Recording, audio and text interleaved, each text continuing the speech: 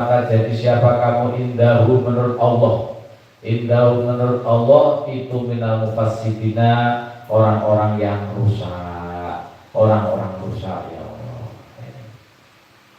Ini gambaran lagi efek dampaknya maksiat. Dulu kamu itu tergolong orang-orang soleh, tapi gara-gara kamu berbuat maksiat, kamu jadi di hadapan Allah mufsidin, tergolong orang yang rusak.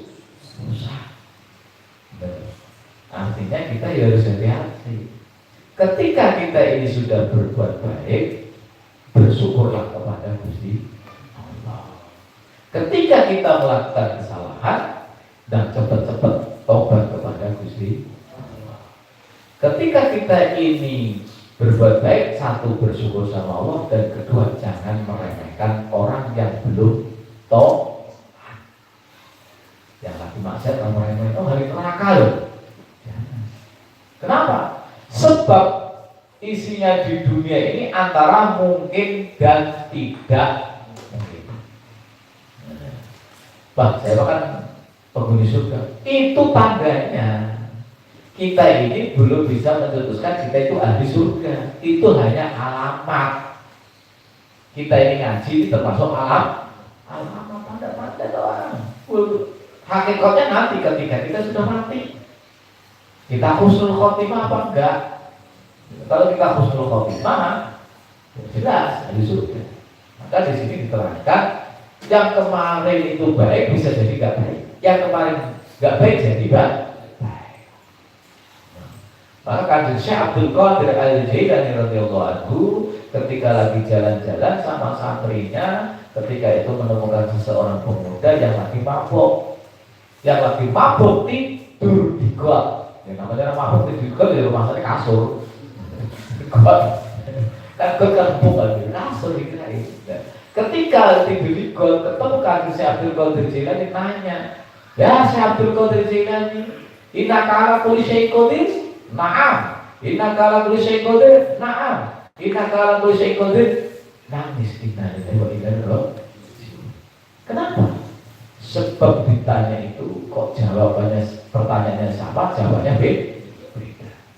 Kanjeng Syekh pulang ditanya sama santrinya, Kanjeng Syekh kenapa Kanjeng Syekh tadi pertanyaannya sama tapi jawabannya beda? Pertama inna kala kulli syai'in qadir, kok satu dua sama, ketiga beda. Terus akhirnya Kanjeng Syekh bilang, santri-santriku, seorang pemuda tadi nanya, inna kala kulli syai'in qadir, kekuasaannya Allah yang sekarang ini saya ini seorang pemabuk, itu apakah bisa tobat? Kata Kanjeng Syekh, bisa. Dan terus yang pertanyaan kedua, kekuasaannya Allah yang sekarang ini saya jadi pemabuk, apakah saya bisa jadi seperti Kanjeng Syekh wali ini Gusti? Kanjeng Syekh jawab bilang, bisa. Terus jawaban yang ketiga, Kanjeng Syekh kok yang ketiga Kanjeng Syekh nangis kenapa? Orang pemuda nanya, dengan kekuasaannya Allah, saya ini seorang pemabuk, Kanjeng Syekh seorang wali, apakah bisa tukeran? Kanjeng Syekh jadi pemabuk, saya jadi wali. Kanjeng Syekh nangis, bisa jadi. Karena apa? Perjuangan kita ini belum selesai ketika kita belum sakaratul maut. Kalau sudah mati baru selesai. Maka kita harus susah dulu, berjuang, bersusah di dalam ibadah kepada Allah Subhanahu wa taala, memberantas hawa nafsu yang seperti itu. Bismillahirrahmanirrahim. Qala mu'alif rahimahullahu ta'ala.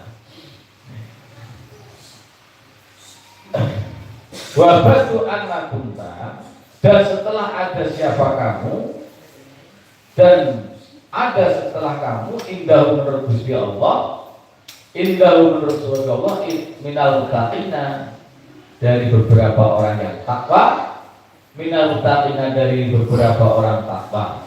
Sirta, maka menjadi siapa kamu, sirta, maka menjadi siapa kamu,